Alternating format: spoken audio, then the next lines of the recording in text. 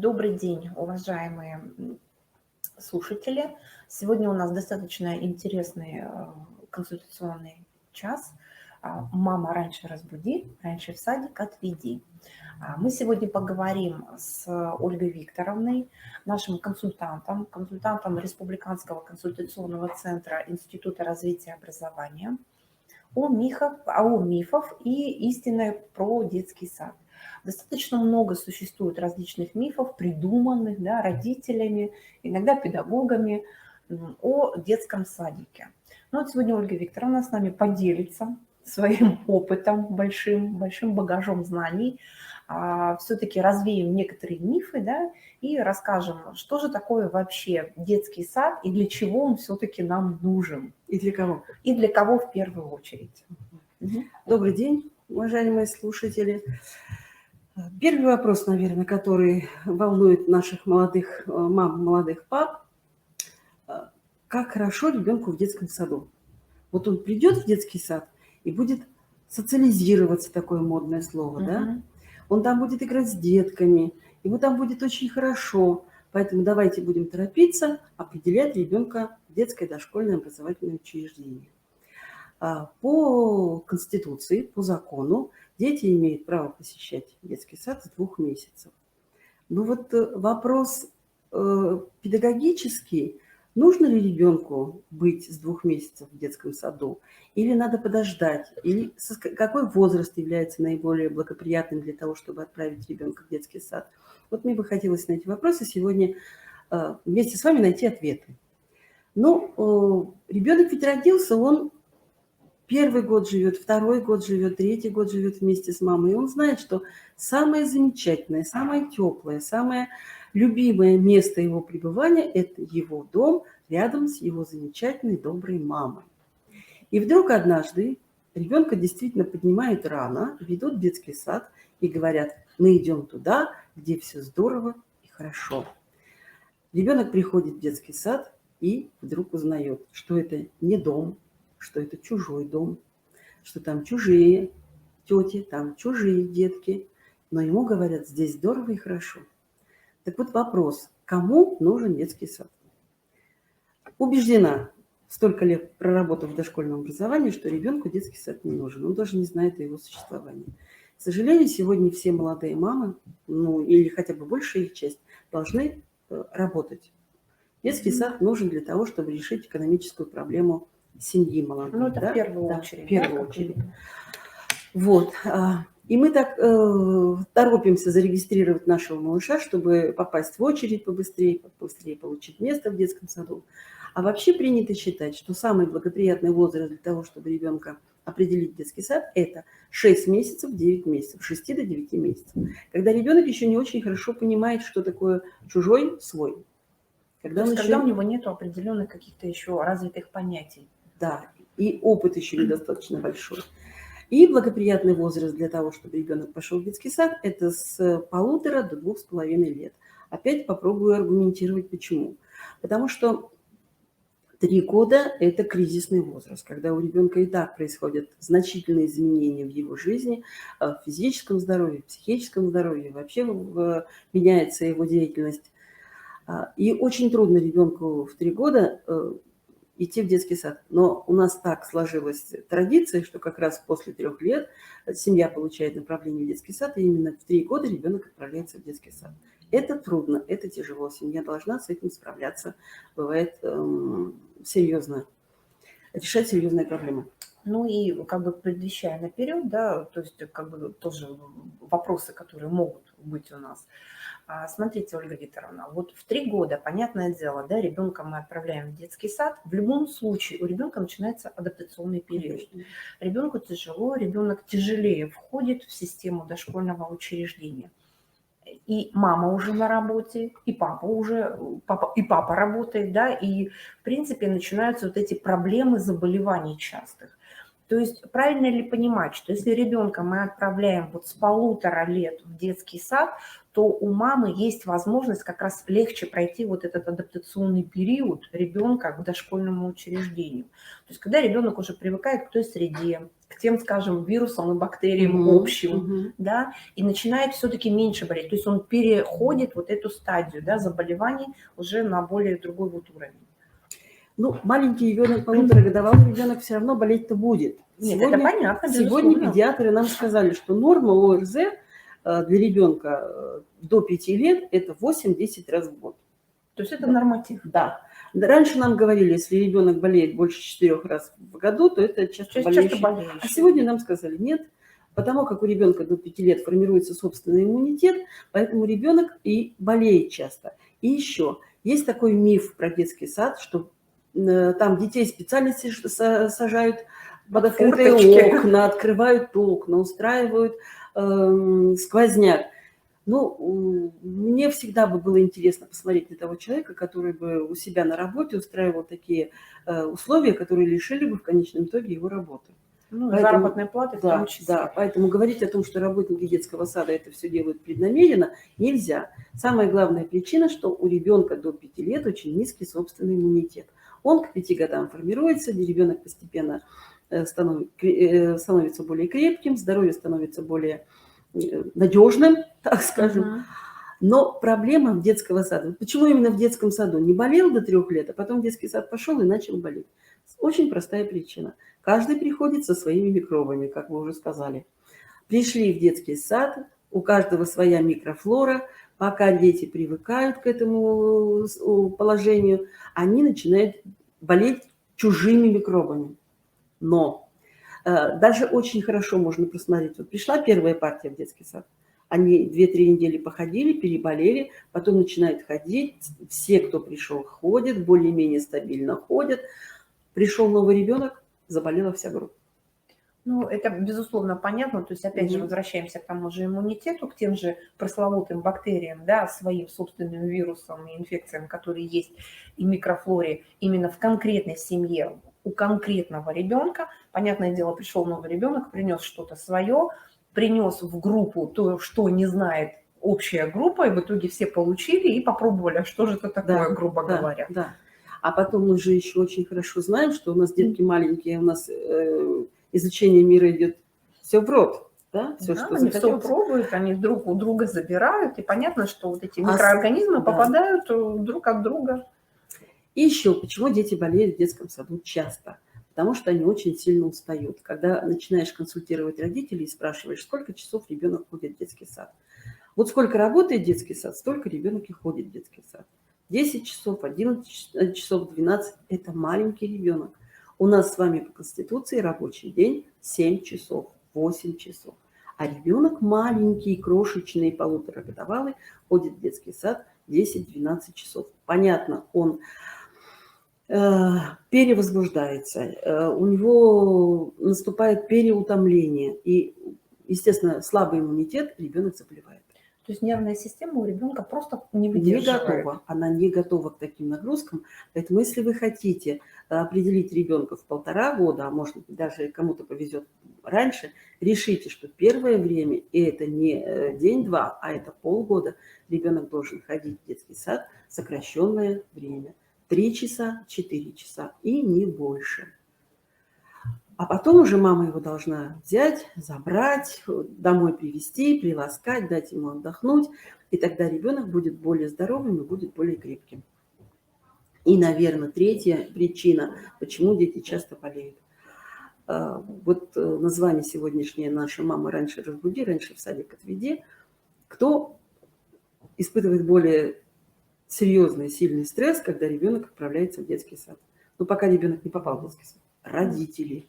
Да? Конечно. Вот это ожидание, что там будет с моим ребенком. Когда родители рассчитывают, что к моему ребенку будут относиться индивидуально и каждому, ну, наверное, если бы было бы деток, ну, хотя бы 10 человек в группе, это была более реальная ситуация. А когда их больше, чем 25, каждому подойдет воспитатель, обязательно подойдет, покажем, обязательно каждому обеспечит уход и присмотр. но это не как делает мама, да, это уже другие руки. И вот свое волнение, свое переживание мамы и папы передают ребенку. Мой опыт, в моем опыте есть случаи, когда мамы ходили в течение дня под окнами, ребенок так или иначе видел маму и начинал плакать. И были мамы и бабушки, которые подсматривали в скважину замочную, что происходит с ребенком. Были мамы, которые, когда ребенок, она ведь забирала ребенка домой и говорила: тебя сегодня обижали, да? Ну, маленький ребенок как скажет? Он, конечно, скажет да. То есть сама постановка вопроса Да. родителей, сам настрой родителей имеет очень большой такой, скажем, плюс или минус в отношении вот именно ребенка к дошкольному учреждению. Да. То есть насколько родители обсуждают, насколько они дают понимание ребенку о том, что в детском саду происходит, настолько ребенок как бы будет относиться к самому дошкольному учреждению. То есть если мама, даже если она переживает, но говорит: ничего страшного, все хорошо, все замечательно, ребенок быстрее адаптируется и проще начинает воспринимать эту ситуацию. Я хочу сказать, ведь это наше сознательное решение, это решение взрослых определить ребенка в детский сад. Поэтому ответственность за то, что ребенок идет в детский сад, несут родители полностью. И насколько они будут позитивно относиться к детскому саду, насколько их ожидания будут строиться только на положительной основе, настолько будет и себя хорошо чувствовать ребенок. У нас бывает, что бабушки принимают в этом активное участие. И бабушку надо успокоить, что если уж мы решили, что наш ребенок пойдет в сентябре, в октябре в детский сад, надо максимально понять, что вы оказываете доверие людям, которым вы отдаете самое ценное, что у вас есть, да, вашу кроху. И если вы туда определяете ребенка, то давайте будем доверять воспитателям, давайте будем доверять работникам детского сада, которые принимают у вас детей. И еще один момент сейчас скажу. Вы знаете, у нас в семьях еще такая есть ситуация, когда ребенок сидит, чего-то у него не получается, он кушает, у него падает там еда, он пачкается, он говорит: вот, родители, вот, придешь в детский сад, там тебя тетя ругать за это будет. Вот чего делать категорически нельзя. То есть вот да, только хотела как бы предугадать вот эту ситуацию, что ни в коем случае нельзя родителям своего ребенка пугать чем-то в детском саду. Не умеешь, тебя будут наказывать, да. Не получается, над тобой будут смеяться и так далее. То есть ни в коем случае нельзя ребенка настраивать на вот этот негатив, да, по отношению к дошкольному учреждению, чтобы у него не было вот этих, как сказать, ожидание негативного порядка, что вот он туда придет, и уже вот это должно случиться. То есть ребенок это и будет ждать, по идее. Конечно. Вот. Это одно. Второе. Понятное дело, что нужно понимать, что любые эмоции родителей не должны выходить в негатив при ребенке. То есть если какие-то ситуации возникают, то все-таки это лучше обсуждать вне ребенка. Только вне ребенка. И желательно как бы все-таки не на повышенных тонах, а индивидуально в беседе, чтобы это не отражалось конкретно на именно состоянии ребенка, да, и на его желании ходить обратно в детский сад, в ту группу. Тут, наверное, родители должны решить, чего они хотят. Они хотят решить проблему или хотят обострить проблему до скандала, до конфликта. Вопросы должны возникать, и вопросы возникают. И любой вопрос серьезный можно решить с воспитателями, с работниками детского сада на позитивном уровне, на конструктивном уровне. Задать вопрос. Понятно, что детки разные, детки приходят из разных семей, с разным опытом, они приходят с различными навыками, есть с разным темпераментом. Один бегает и кусается, а второй сидит на стульчике, очень тихий, спокойный. То есть они разные. Но любой вопрос во имя ребенка можно решить спокойно, можно решить позитивно. И самое главное, если мы будем так общаться в детском саду, то все проблемы в конечном итоге будут решены. Есть еще один такой сложный момент в детском саду. Ну, мы уже решили, что... Ну, вот миф первый, да, о котором мы говорили, что ребенок в раннем дошкольном возрасте очень стремится к общению с другими малышами. Да, он стремится, но это не значит, что как бы он стремится именно в дошкольном учреждении к этому общению. Он с удовольствием играет с другими детками в песочнице, на детской площадке. но он знает, что за ним Рядом мама. мама, Да, бабушка или да, папа. там родной человек, который всегда спасет, всегда поможет. А Мгм. в детском саду ребенок остается один. Почему ребенок плачет в детском саду? Не потому, что ему страшно, потому что мама ушла, и он не знает, придет мама или не придет мама. Дождется он ее постепенно, пройдет 2-3 месяца, Мгм. малыш будет знать, что каждый день придет мама. За ним его обязательно заберет, обязательно его успокоит и обнимет и поцелует. Вот Мгм. и еще, наверное, что бы мне хотелось сказать по поводу того, как организовать первые дни в детском саду. Мое крайне пожелание, такое настойчивое, наверное, пожелание. Родители должны прийти в детский сад задолго до того, как они приведут туда ребенка. Они должны познакомиться с условием детского сада. Понятно, мы сегодня живем в условиях пандемии, когда родители не особо пускают в детский сад, но у каждого детского сада есть сайт, на котором максимально выложена информация об условиях детского сада. Любой родитель может выйти на этот сайт и познакомиться с тем, как идет работа образовательная в этом учреждении. Если можно задать вопросы и администрации детского сада, и воспитателям, куда вы пойдете, обязательно познакомиться с воспитателем.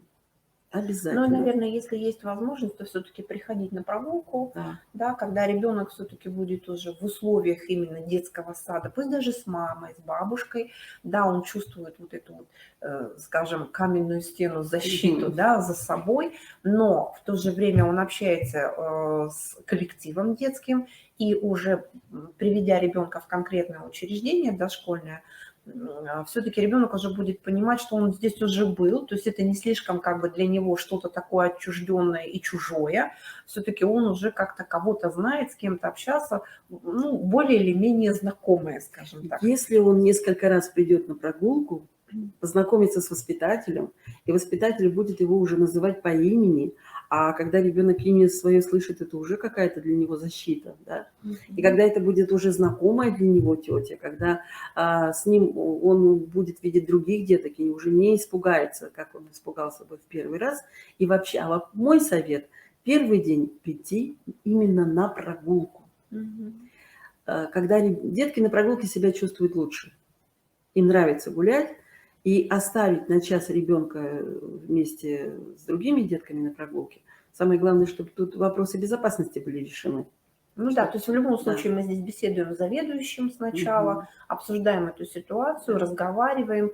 И, наверное, скорее всего, будет правильно, если родители, которые все-таки уже записали ребенка в детский сад, что ребенок уже вроде бы как должен идти сегодня, можно начать даже с самого простого. Если вы видите, что ваш ребеночек такой вот все-таки мамин, папин, да, домашний совсем, то как раз в принципе-то вот можно начинать с прогулки-то. Можно начинать с прогулки. И еще у меня совет один, как облегчить вообще адаптацию ребенка к детскому саду. Можно завести друзей и приглашать друзей к себе домой. Когда ребенок, вот он из условий, что он самый главный, он царь в квартире, там приходят друзья, да, и он вынужден делиться с игрушками, он вынужден делиться пространством с другом, который, пусть даже они не вступят в тесные взаимоотношения, пусть даже они не организуют общую игру, но ребенок будет знать, что кроме него есть еще другие детки, с которыми которых надо принимать, с которыми надо делиться. Вот. Ну, миф второй мы с вами уже обсудили, когда лучше все-таки, да, направить ребенка. Вот. И вот третий миф, который тоже очень часто возникает у родителей. То есть дети плачут в детском саду, потому что их там обижают, персонал не смотрит, за детьми не смотрят. Ну, поэтому вот как же ж там вот такая вот ситуация нехорошая возникает, да? Я его привела, а он у меня все время плачет. Да. Вы знаете, у меня убеждение стопроцентное, и меня уже никто никогда не переубедит. В детском саду работать злой человек не будет никогда. Чтобы работать в детском саду, нужен определенный склад характера, нужен определенный менталитет. Все равно ты принимаешь малышей, ты понимаешь, что это маленькие дети. Еще раз говорю, что детки плачут, потому что ушла мама, и они не знают, придет мама или не придет, или его оставили тут навсегда. С опытом он успокоится, когда он начнет взаимодействовать с воспитателем, когда он начнет взаимодействовать с другими детками. он успокоится. И еще, когда у нас мамы приходят за нашими детками, она знает, что ребенок у нее там плакал, она знает, что он не очень хорошо ему было в детском саду, она сразу с собой несет угощение. И как бы отмаливает свои грехи, потому что ребенка в садик отвела, да? То конфету, то чупа-чупс, то банан. Вот мне бы хотелось обратиться с просьбой к молодым родителям. Ребенок должен ждать вас. Он должен Ждать хотеть, маму, чтобы вы да, пришли. маму. И радоваться вашему приходу. Не банану, не чупа-чупсу, а вашему. Вы можете принести с собой. Вы первое время можете приносить какую-то игрушку. Но игрушка должна быть простая. Не купленная в магазине, а лучше сделанная вашими руками. И если вы эту игрушку сделали вместе с ребенком вчера вечером, а сегодня принесли эту игрушку в детский сад, ребенок будет выстраивать вот эту цепочку: дом, детский сад. И ему будет легче привыкать к детскому саду. Если вы будете, ну это, наверное, чуть дальше еще, да, надо выстроить поход в детский сад, пытаться каждое утро идти, ну, максимально, как только возможно, идти новой дорогой. Обращать внимание на какие-то интересные вещи по дороге. Где-то качели, где-то работает какой-то механизм, где-то работает какая-то машина. На следующее утро вы идете по другой дороге. В один день вы пришли с одного входа, в другой день с другого входа. Чтобы у ребенка не формировался вот это негативное отношение, чтобы он видел что-то новое все время. И, наверное, еще бы мне хотелось вот дать такой совет. Вы когда идете с ребенком в детский сад, оставьте около порога зайчика, мишку, куклу и скажите ребенку, что вот мы с тобой уходим. Не говорите, что в детский сад, мы уходим, мы придем, а зайчик нас будет ждать. Ну, дома, когда Да, уходит, дома, выходит, можно... машина, зайчик. И когда ребенок будет в детском саду, ну, дай бог он вспомнит, что его там ждет зайчик, мама сказала, что обязательно вернемся, и к зайчику обязательно придем, значит, ребенок будет знать, что вы его заберете и не оставите. Да, ну, в первую очередь малыши чаще всего плачут из-за чего? Из-за того, что его оставили одного. Да. Мама привела и оставила. И вот это вот понимание, да, что его оставили, у него складывается, у многих детей, вот, ну, это исходя из моего опыта, тоже работы в детском саду, да, у детей складывается ощущение, что его бросили, его покинули. Вот я и говорю, поэтому он бедный и плачет, да, а не потому, что там плохо к нему относятся. Он привыкнет, у него опыт сформируется, что обязательно его заберут, обязательно. Поэтому правильно вы сказали, что нужно, чтобы ребенок радовался приходу мамы, приходу папы, что ой, как здорово, вы за мной пришли, мы вместе сейчас пойдем домой и так далее. То есть понятное дело, что когда мы забираем ребенка уже из дошкольного учреждения, то в первую очередь нужно, правильно вы сказали, не конфетки, там, игрушки там, или еще что-то, а спрашивать у ребенка: а что вы сегодня делали, а во что вы сегодня играли, а чем вы сегодня занимались, ой, как у вас здорово было, у вас столько было интересного. То есть давать ребенку понимание того, что здесь тоже интересно, здесь много хороших вещей, которые, в принципе, как бы, да, никак не противоречат тому, что его сюда привели. Это обязательно нужно, когда вот первое, что заходит родители в детский сад, в раздевалку забирать ребенка, это надо крепко обнять своего ребенка. Пару минут постоять с ребенком, обнявшись, поцеловать ребенка и сказать: я по тебе соскучилась, я по тебе соскучился. Потому что дети думают, что это только они страдают от того, что они остались одни. Да, а мама где-то там была, и маме было так хорошо. Маме было весело, и поэтому вот она меня сюда сбагрила, как многие говорят. Нет, надо показать ребенку, что вы тоже скучали. И об этом надо сказать. Опять-таки, вот какой-то маленький небольшой подарок, вот я говорю, самодельный желательно. И спросить, я совершенно с вами согласна, спросить ребенка, что интересное было в детском саду. Что вы сегодня делали? Вот. Да, чем же вы занимались сегодня? А у нас чаще спрашивают, что вы сегодня кушали, чем вы сегодня кормили. И ребенок думает, что он ходит в детский сад, только там трапезничать, только для того, чтобы покушать. Маме интересно, что я кушал. А какая интересная игрушка сегодня новая была. С кем ты сегодня играл, куда вы сегодня ходили. Вот это ребенка отвлечет как раз от каких-то негативных мыслей, да. И он будет более легче привыкать к Ну, детскому это саду. безусловно. Ну и плюс ко всему, это же очень хорошо развивает память у ребенка, да, то есть ребенок начинает вспоминать, а что же они делают. То есть он в процессе даже игры с детьми, он запоминает какие-то нюансы, и он понимает, что, ага, мама придет, спросит, мне же надо ей рассказать и поделиться вот этой радостной вестью, что мы вот тут вот рисовали, а тут Да. вот листочек порвали, а тут мы собирали, а тут мы в луже топтались. Но ребенку это интересно, это его положительные эмоции, которые он смог донести до своей мамы, как у него тут было все здорово, да, и вот мама, посмотри, у меня как хорошо все. И маме спокойно, и ребенку хорошо. То есть у него складывается положительный эмоциональный настрой вообще на дошкольное учреждение в таком И случае. тут я хочу дать еще один совет. Когда мы спрашиваем детей, что ты сегодня делал, можно спросить и у воспитателей, что было интересно. Почему? Потому что ребенок, у них есть особенность такая. Они поспали, Додумать. нет, они поспали И забыли. и забыли, что было утром. И они начинают вам рассказывать только то, что было после обеда, после сна. Там, как правило, в группах раннего возраста занятия все проходят в первую половину дня. Прогулка бывает в первую половину дня. Поэтому надо еще у воспитателя спросить, что интересного было и чем Напомнить, отличился да, мой ребенку, ребенок. да? Да, чем, Все-таки потом напомнить. надо напомнить обязательно. Вот. Еще раз, пришли, сильно обнимаете, крепко обнимаете, с любовью приветствуете ребенка, с любовью рассказываете о том, что вы тоже скучали, не только ребенок скучал, и вы тоже очень... И вспоминаете про того зайчика, куклу и машинку, которые ждут вас дома. Это очень, да. Да. Ну вот и 4-й миф. В детских садах делают все для того, чтобы дети все-таки болели. Да, мы уже об этом начали говорить. Угу. Я еще раз повторяю, что нет таких, простите за, может быть, такое не очень слово, нет таких сумасшедших, которые бы делали все для того, чтобы остаться без работы и без заработной платы.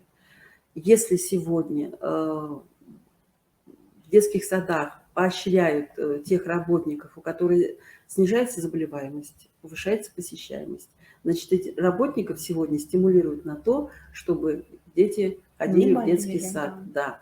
И главная причина не потому, что кто-то открыл окна или кто-то там устроил сквозняк, а главная причина – это слабый иммунитет ребенка.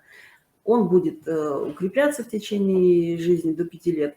Да, в 5 лет ему будет вообще уже здорово и замечательно. Мы все замечательно видим, Да, что ну дети вот меньше болеют. и еще хочется как бы, ну, к этому добавить, что все-таки вот сейчас, да, идет такая волна заболеваемости не только потому, что у нас ОРВИ, пандемия и так далее, но и все-таки это по новый адаптационный период, потому что дети очень долго не посещали учреждения. Они уже многие поотвыкли от того микроклимата, который был, в котором они как бы вращались, где они друг с другом общались, опять же, брали друг у друга игрушки, обнимались и так далее и тому подобное. Поэтому стоит все-таки на это обратить внимание, что все-таки может в этот период быть и ухудшение немножечко, Конечно, да, и небольшие какие-то и сопельки, и покашливания, но это нужно помнить, что это все-таки адаптация по новой к дошкольному учреждению. Та же самая, как была бы в ясельках. Да, адаптация всех детей. Я сейчас смотрю, как адаптируются взрослые вот к этому моменту возвращения в образовательное учреждение. Взрослым тоже тяжело. Полгода мы работали на дистанционке, полгода мы работали без детей, поэтому адаптируются все, привыкают все, возвращаются к обычной жизни все. Но самое сложное – это наши маленькие дети, которые… Есть у меня еще один совет мамам будущим, которые приведут своего ребенка в детский сад. Не надо ждать последнего дня, когда вам надо выйти на работу, и потом решать эти все проблемы. Постарайтесь, я понимаю, что это не только от вас зависит, от того, когда вы получите место в детском саду, но если это будет возможно, постарайтесь за полгода до вашего выхода на работу определить ребенка в детский сад. Почему? Потому что первое время ребенок должен ходить в сокращенный период 2-3 часа. Потом постепенно вы увеличиваете время пребывания ребенка в детском саду. Если вам надо будет сразу бежать на работу, и вы выведете ребенка сразу на целый день рабочий, я вам гарантирую, что ребенок будет болеть часто и тяжело. Все должно проходить постепенно, поэтапно и небольшими шагами. Что я еще хочу посоветовать мамам молодым? Если ребенок еще не отучен от груди, опять-таки, где-то за полгода надо убрать все что называется, вредные привычки, соски, бутылочки. В детском саду нет возможности. Но представьте, ребенок придет с соской. Я думаю, что желающих попробовать эту соску в группе будет неограниченное много. количество, Да, конечно. будет много. А следить за соской, где соска у ребенка находится, ну, такое есть, такая, это будут делать, но это более ограниченные возможности имеют работники, чтобы вот с этой соской возиться. Ну Поэтому и кроме того, соска все-таки, давайте будем справедливы, Ольга Викторовна, мы как логопеды категорически против соски. До определенного возраста ее можно, потом лучше отучать, потому что речь ребенка. А вообще, я сейчас, вот если мы говорим о логопедии, я недавно вычитала у ученых, они что признали? Если у ребенка после года остается сосательный рефлекс, это серьезным образом мешает звукопостановке. То И есть после года... звукопостановке, и речевому развитию в итоге. Вот поэтому То есть и у ребенка речь становится невнятная, да, некрасивая. все проблемы со и так звукопроизношением, если ребенок остается дольше года, остается с какими-то... То есть у него остается сосательный рефлекс. Постарайтесь убрать у ребенка, отучить ребенка от груди, убрать соску, убрать бутылочку, для того, чтобы детский сад... Но если к моменту поступления вы это не смогли сделать, то в период адаптационный это делать категорически нельзя. Нельзя, Иначе можно нанести ребенку более серьезную серьезную травму психологическую.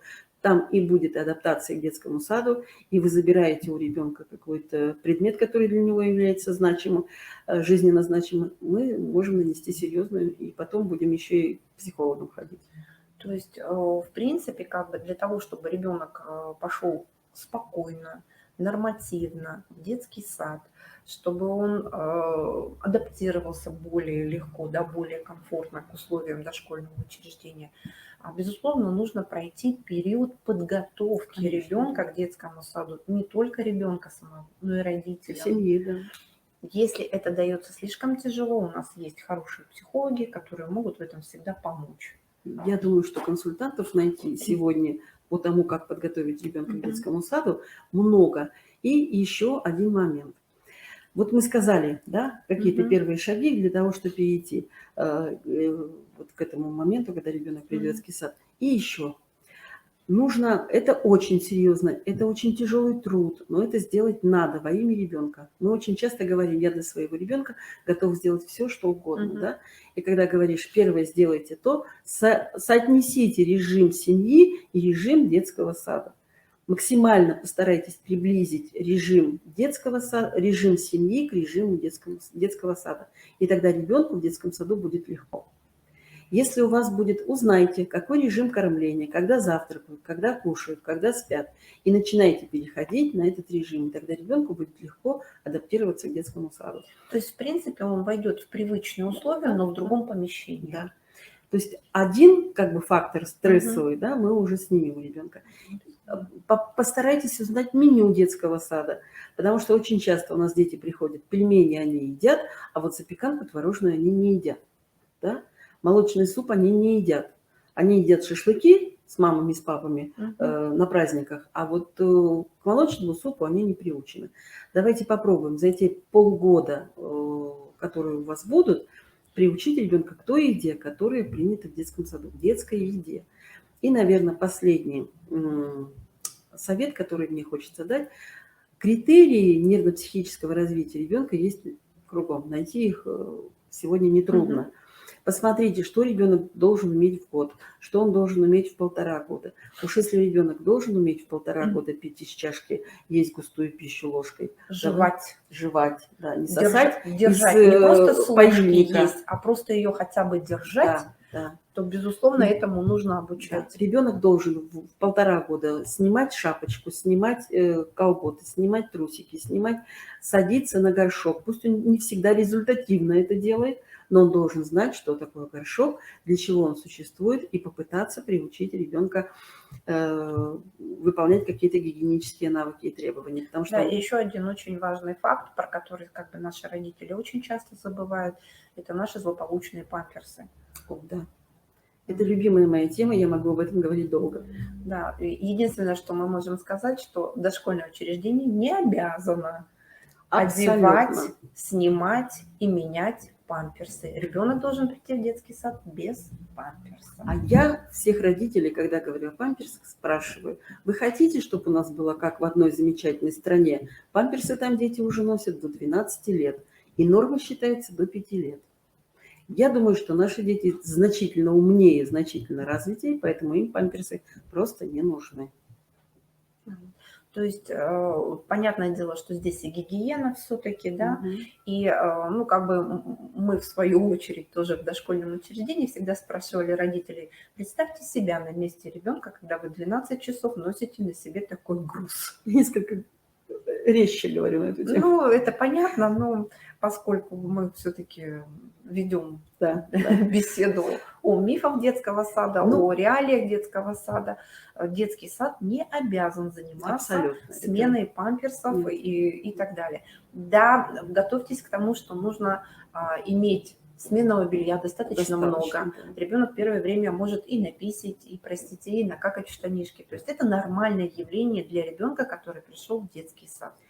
Если он, допустим, кушает неаккуратно, ничего страшного в этом нет. Поменяют Родители приносят просто нагрудничек, это одно, а нагрудничек, второе, да. нужно говорить родителям, что ничего страшного в этом нет, принесите запасную одежду, ребенка всегда переоденут, он мокрым ходить никогда не будет, грязным тоже, его никто не бросит. Ну, если вдруг случилось, что вот ребенок только что описался и приходят родители, да, не надо обижаться за это на работников детского сада, просто-напросто вы скажите: в следующий раз будьте добры, просто поменяйте вовремя штанишки. Да, первое время пакеты с грязным бельем будут большие, но постепенно они будут все меньше и меньше и меньше. Я хочу сказать, что до 2 лет ребенок имеет право забывать о том, что у него есть какие-то потребности гигиенические, поэтому штанишки бывают грязные. После 2 лет там уже будет меняться сама ситуация, и маме будет легче. Но если мы не будем в детском саду, мы будем пользоваться в детском саду памперсами, то мы никогда не приучим ребенка выполнять гигиенические требования. Просто-напросто надо думать о том, что вы хотите умного, организованного и ответственного ребенка. И очень часто это начинается с ложки, а не с поильника, с горшка, а не с памперсов, с того, что ребенок умеет сам, ну, хотя бы носочки на себя надеть, да? Пусть даже это будет неправильно, пусть это будет Абсолютно, наизнанку, абсолютно. но чтобы он у него было трудится, желание. он прикладывает Да. уже усилия к тому, чтобы выполнить какую-то просьбу, рекомендацию, да, то есть он уже старается что-то Конечно. делать. Безусловно, это нужно только поощрять. Конечно. Нужно давать ребенку какую-то нагрузку обязательно, чтобы он выполнял какие-то требования ваши. Пусть это требование будет очень доброжелательное, не требования, которые граничат там, я не знаю, с наказанием, с криками, но повесить свое платьишко красиво на стульчик, поставить свои туфельки или свою обувь красиво куда-то к шкафчику в положенное место, это может, я вас уверяю. И сегодня уже годовалый ребенок. У меня годовалая внучка, и я вижу, что можно требовать от ребенка и получать огромную радость от того, что она еще и трудится. Да. Еще, Ольга Викторовна, такой вопрос, да? У нас мы сейчас поговорили о том, как поступить в детский сад, да, какие там у нас мифы бывают. И еще один миф. То есть если ребенок уже взрослый, посещает старшую подготовительную группу, то ему запасное белье не нужно. Обязательно нужно, потому что детки, у всех детей еще не сформировалась терморегуляция. И просто после прогулки ребенок может на прогулке быть таким активным, он может так много там бегать, что он и должен делать. Хороший, здоровый ребенок всю прогулку должен бегать, прыгать, скакать и радоваться жизни. И он у нас может прийти с прогулки вспотевшим, в сырой майке, в сырой рубашке, как угодно. Его надо обязательно переодеть, если мы говорим о здоровье ребенка. Ребенок сидит за столом, даже если он у вас воспитан, даже если он очень аккуратно кушает. Но случиться может, с нами-то, со взрослыми может случиться все что угодно, да? И ребенок может испачкать рубашку. Промокнет рубашка, испачкается маечка. И ребенку будет некомфортно, ему будет плохо. Одному ребенку все равно, как он выглядит. А второй ребенок будет страдать от того, что он вот такой вот не очень аккуратный и опрятный. Придет мама, а он вот такой неаккуратный. Поэтому у любого ребенка, год ему, 2, 3, 7, обязательно должно быть комплект сменного белья. Есть детки, которые вот на улице погуляли, возвращаются совсем в грязных носочках. Мы вообще летом, в летнюю оздоровительную программу, у нас было обязательное требование, мы после прогулки меняли трусики и меняли носочки в обязательном порядке. Ну, Потому то что есть, дети возвращаются как песочницы. то есть, грубо говоря, у ребенка в любом случае, в любом возрасте должен лежать комплект сменной одежды. Обязательно. Это должны быть и трусики, и маечка, и носочки в обязательном порядке. Мало ли там встал, наступил или еще что-то, колготочки, ну и так далее. То есть... Обязательно. Должен быть отдельно мешок для грязного белья, куда, если ребенок испачкается, чтобы это можно было туда положить. Все это должно лежать тоже в отдельном чистом мешочке, чтобы не пачкалась от уличной одежды, в которой ребенок переходит с прогулки. И еще один момент. Но я всегда говорю, воспитатель с вами поработает 2-3 месяца, он весь гардероб ребенка будет знать наизусть. И будет точно знать, чьи колготы, чьи трусы, чья майка. А вот малыши, когда приходят, они не знают.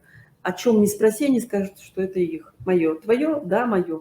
Поэтому у детей в ясельной группе, которые пришли только в детский сад, вся одежда должна быть промаркирована. Если мы с вами хотим, чтобы ребенок научился быстро одеваться и понимал, где вперед, где зад, делайте меточку в той части, где у ребенка живот. Вот тут метки можно сделать, сегодня можно заказать, и на компьютере можно сделать. Раньше обычно я советовала писать на ленточке. Сегодня есть маркеры, которые пишут под камень. Все пометили, написали имя или написали фамилию, пришили эти ленточки к одежде ребенка, и ваша одежда никуда не потеряется.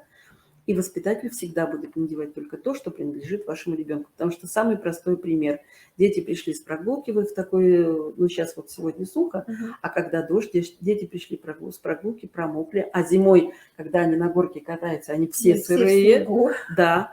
И все вешаем вместе сушиться. И потом чьи колготы, чьи носки, очень трудно определить. Пожалуйста, маркируйте всю одежду. Ну и еще, безусловно, очень интересный факт, когда, допустим, мама утром привела, папа вечером пришел, он был не в курсе, во что был одет ребенок, или бабушка пришла забирать. Папа обычно вообще не знает, во что он А вот, поэтому, конечно, в такой ситуации, когда детки уже постарше, они уже знают свою одежду хорошо, то детки маленькие, конечно. Да, нужно маркировать одежду. Тогда не будет возникать никаких вопросов и конфликтов по поводу того, что на нас надели чужое, или нам надели чужое, или наше надели кому-то. Ну, в принципе, как бы большую часть мифов, да, о нашем дошкольном учреждении мы разобрали. Еще один такой миф, что, ну как, миф, не миф, но вот предположение родителей, что в дошкольном учреждении должны приготовить к школе полностью в подготовительной группе, что он должен прийти в школу, уже буквально чуть ли не сесть за парту и начать писать, читать, считать и так далее. Или получить аттестат зрелости. Да, ну буквально. То есть вот такое, как бы, составляющая, да, такой вот вопрос, да, что, по идее, должен уметь дошкольник при выпуске из дошкольного учреждения, то есть насколько он в понимании дошкольного учреждения должен быть готов. То есть я понимаю, что у нас есть нормативы, есть все, но как это донести до родителей, что ребенок, идя в школу, должен что? Быть таким, уметь или... Так, это очень сложный вопрос, потому что... Вот примерно. Ну, попробую да, я так, вырулить из всего из этого. Да. Ответ будет зависеть от того, а что мы вообще подразумеваем, что такое подготовка к школе. Если мы подразумеваем, что это обучить читать, писать, говорить по-китайски, там, я не знаю, что еще, то тогда это никакого отношения ни к школе, ни к детскому саду не имеет.